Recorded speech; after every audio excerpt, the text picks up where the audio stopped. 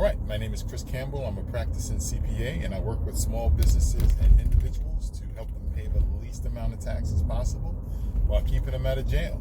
So today I wanted to talk a little bit about name, image, and likeness. Over the last couple of years, I think when did it become active? I think in 21, where college athletes, and I believe in some states high school athletes, can cash in on their name, image, and likeness, which allows them to get paid while playing quote-unquote amateur athletics. Since then, it's been like the Wild West out here as far as NIL deals are concerned, and a lot of college athletes, high school athletes are making some real good money, real big money while playing sports, as they should.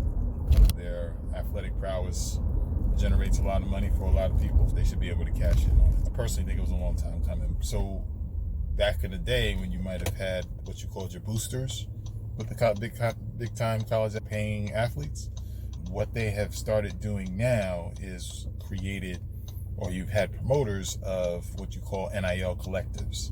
And essentially what that play was, an organization would be formed to pool money to pay out NIL deals to athletes. So if you were a booster of a particular school and you want your school to bring in some of the top athletes, the play was to contribute to these pools or collect, and that collective would then turn around and pay the athletes as an incentive to come to the school. So the tax implications with that play is that these collectors were created as nonprofits. So anytime boosters or supporters would contribute to these collectives, they were deemed as charitable contributions, and as a result, they'd be able to deduct those contributions that they made to the collective on their taxes, because most colleges are deemed non-for-profit organizations. So the logic that these quote-unquote donations are to the school and helping out the school. So there were a lot of promoters of these collectives. They were created, and they were pushing that your contributions were tax-free deductions. However, the IRS just came out with a ruling that these collectives are not considered nonprofits. So that play of contributing to these collectives and getting the write-off, that's dead. That's finished out here.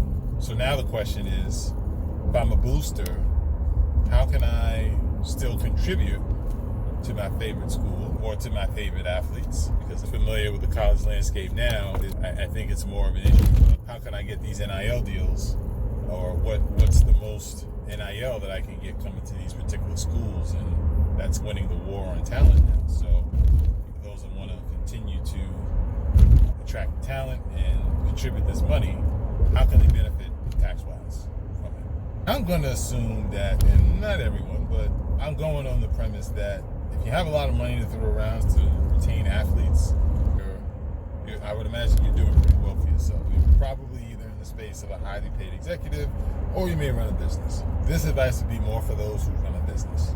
If you want to be able to contribute to and get the services of the top athletes to come to your favorite school, if you operate a business, those contributions are going to have to turn into a marketing expense, which is essentially the premise of the NIL deal, right? So that the athletes are essentially getting paid to promote a product, a business, a service. So if you operate a business, you can simply pay whichever athlete that you need, and they would just be an endorser of your business. So it would just simply turn into a marketing expense.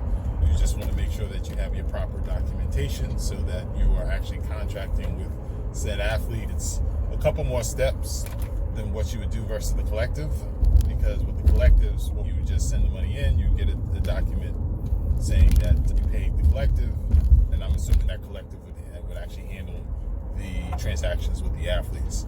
You're going to have to go a few steps further with handling the transactions yourself with the athlete. You can just probably get some simple paperwork done saying that they are doing something in return for the money, doing a social media post.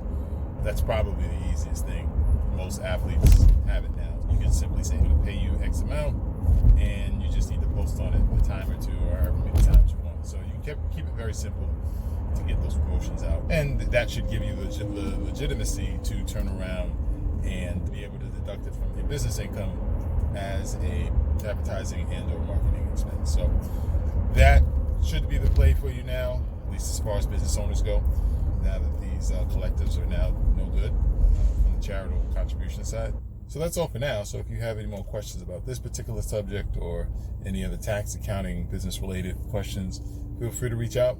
Happy to help. I'll talk to you in the next one.